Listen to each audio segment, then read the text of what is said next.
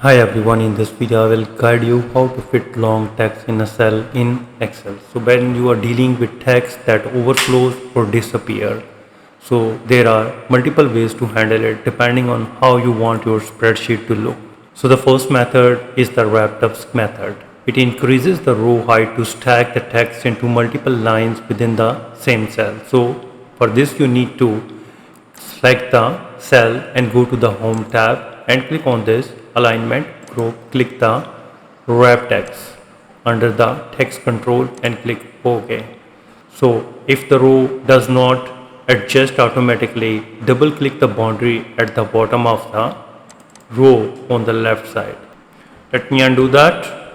So if you don't want to change the row height or column width, you can force Excel to reduce the font size until all the text fits. For this you need to click on the home tab and click on this arrow in the font group and click on the alignment and click on the shrink to fit and click OK to proceed. This can make your text very hard to read if the string is exceptionally long.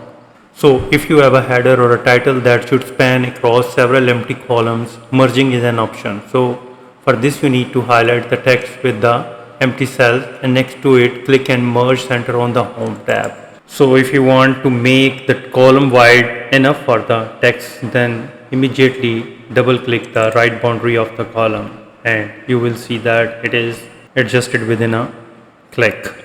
So this way you can easily fit long text in a cell in Excel. If you think this video is helpful, please support my channel. Thanks for watching.